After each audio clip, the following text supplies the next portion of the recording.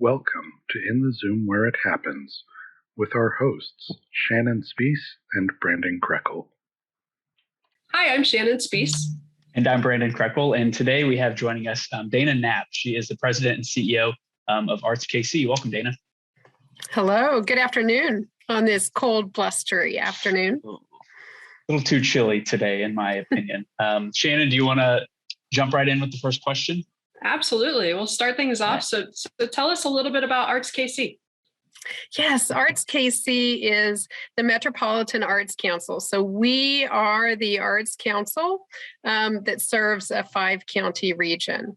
Our main two aims are to drive inclusive access to the arts and equitable investment. So we really see ourselves as foundational support of the arts and culture ecosystem throughout the 5-county region.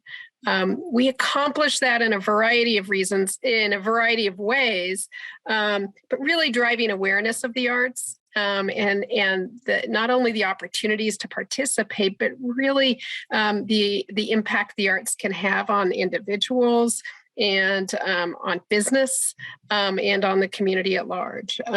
Also really trying to build a sense of belonging, that the arts are for everyone, not just artists themselves, but to participate and engage in the arts can be a transformative experience.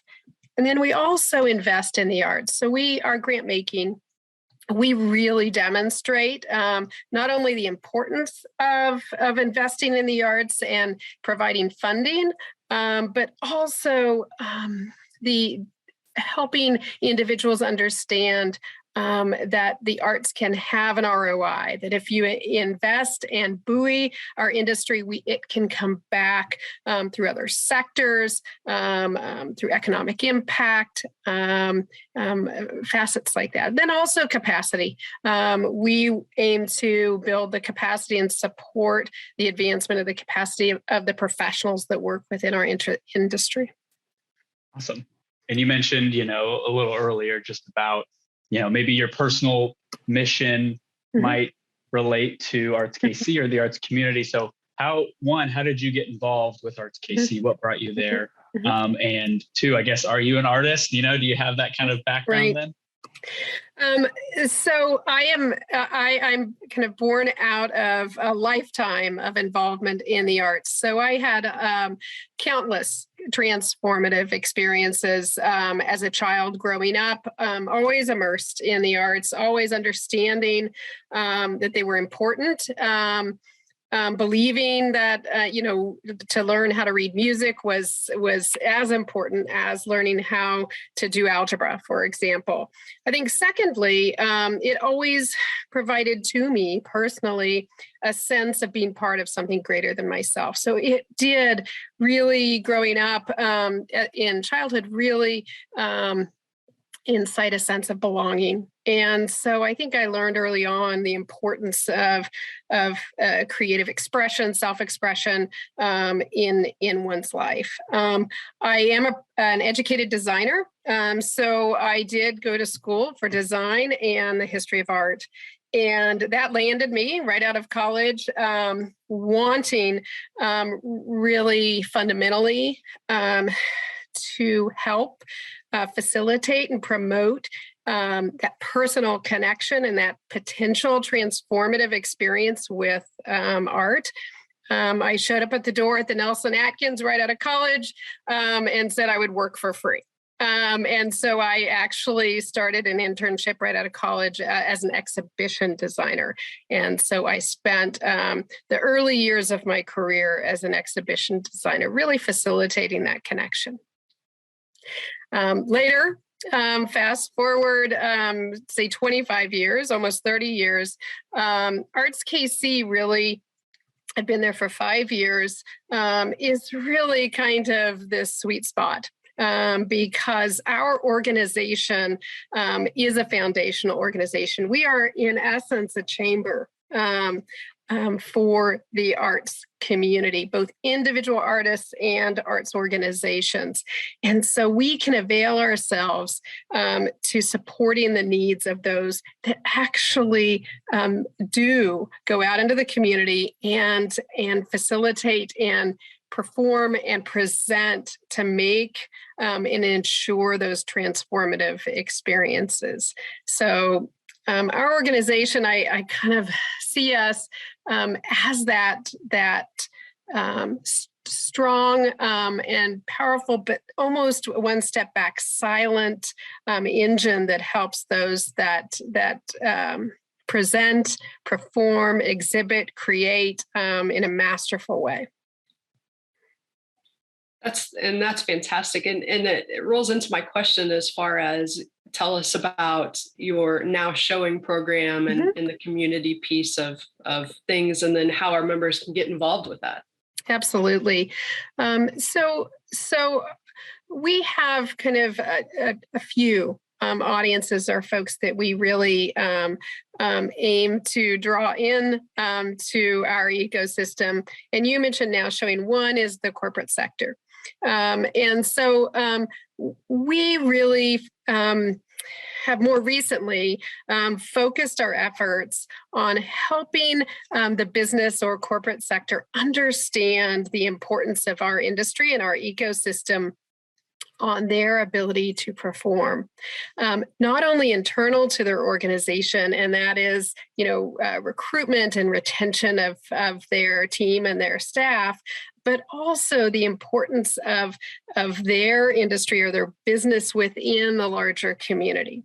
So Now Showing, for example, is a program that we host that connects an artist, a practicing artist, and their work with a company. And that artist will present or exhibit their work within that company. And that accomplishes several things. It promotes the artist within that population, but it also advances the quality of the environment and the connection within that business.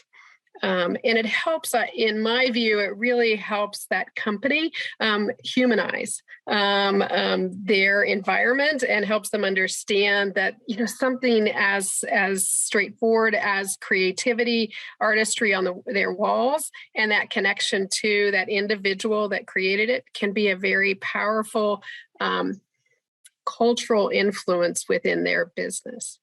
The other thing is really to educate the corporate sector about the fact that the strength of our creative and artistic ecosystem makes their the location of their business flourish and be more desirable to their staff, their employees, and their clients. So that interdependency between the quality of the community and the quality of life in the community that the arts ecosystem really helps to bolster, and the success of business within the same community. And you can touch on this briefly, because I know this is always just like a bummer of a topic, but that we're still kind of in the midst of the pandemic, right? And early on, it was tough for a lot of us, especially achievers in the arts community. What was Arts KC role in bringing people together, or how did you guys manage to get through the pandemic and bolster up, like you said, the arts community? Well, I think from Arts KC's vantage point, the pandemic and the crises and devastation that presented, not only within our industry, but our community at large, really served to reaffirm our mission. And it really precipitated our desire and our passion to lean into a support and service role of those constituents that we work for and with every day.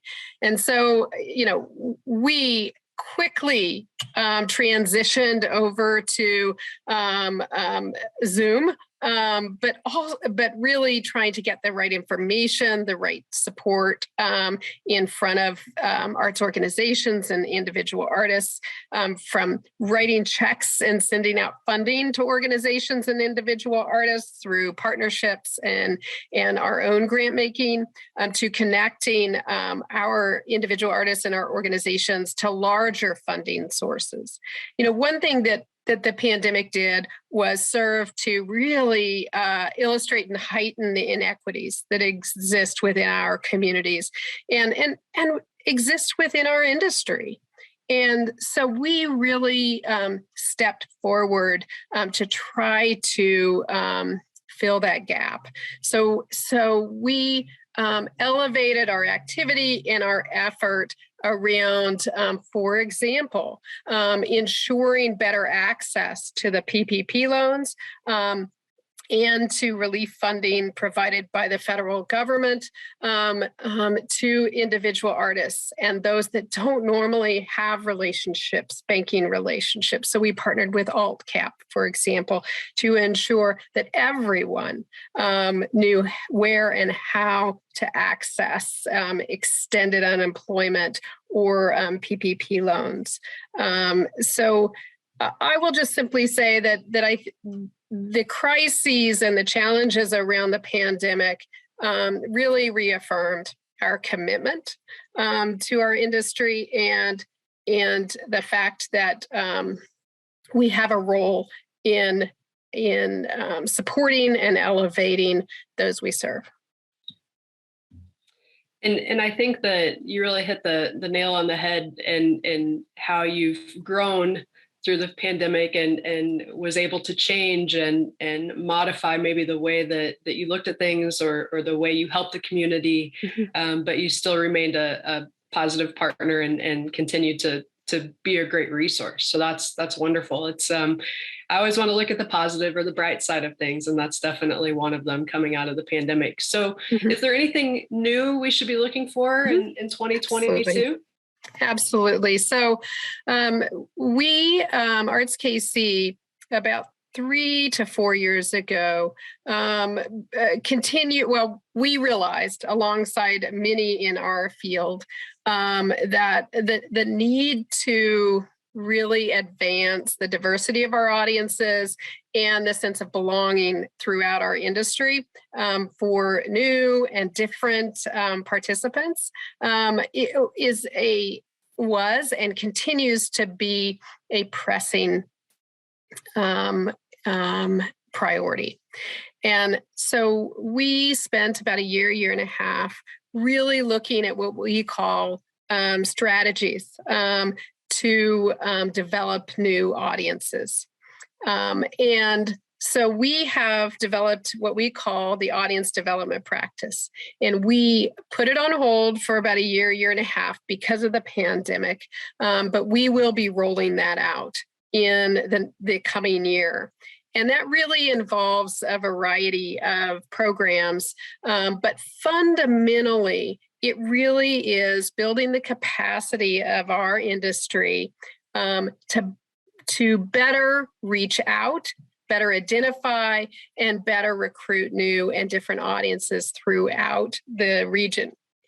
And fundamentally, at the root of that is really building a sense of belonging and ensuring that those organizations we serve and the audiences they serve feel that their programs and their services and their doors are open to them. And so we have a series of programs that really work to build that capacity within our industry, from open source data so that we can recruit intelligently, to anti-racism training that we will be providing for marketing staff within the organizations, to risk capital or grants that allow these organizations to move forward with new programming that will allow them to try out new and innovative programming. So it is a complement of a series of programs that the organizations will have access to and individual artists will have access to really open the doors even wider for the greater community to participate and enjoy the transformative impact the arts can provide. I love it. And you have so much going on. And I know that you've got an amazing team behind you as well. Over the years, I've been here about 4 years, and I've been able to work with a number of Arts KC employees, and they've all been incredible to work with. So hats off to everybody over there, you and your team. But I don't know if we said this before, but this flies by. It really does. So we've got time for one more question. And we prompted that with that earlier, but what is one thing that you want our audience to take away from this and to know about Arts KC? Well, I think fundamentally participate. The arts are for everyone. As we learned through the pandemic, so often we cling to creative and artistic self-expression to remain human, to remain connected. So I think first and foremost, participate. And Arts KC coming up this spring, we are partnering with KCPT, and we are creating a film, a broadcast that really celebrates the remarkable and artistic community, the genius that we have within our own community. And so we will be launching that or premiering that rather towards the end of April and early May. And that broadcast, that film, will call upon everyone to take a step forward and find an activity or an event or a fellow creative to participate in the arts and utilize that self-expression, that artistic expression to really create a sense of belonging and community amongst us all. It's amazing. Yeah. And just great work that you're doing there, and really creating that sense of belonging and community, and then you kind of get into like mental health and stuff, and what an awesome avenue to take there. And so we applaud. We could continue to talk about that. Yes, we really could. And so if someone does want to get a hold of you, obviously reach out to us, and we can connect them to you. But we really do appreciate you taking some time out of your day and meeting with us. It's our first in the Zoom of 2022. So we're excited that you're our guest, and we think it's perfect for that. So Dana, thank you so much for joining us, and we'll talk again soon. Thank you, Brandon. Thank you, Shannon. Thank you. Have a good day.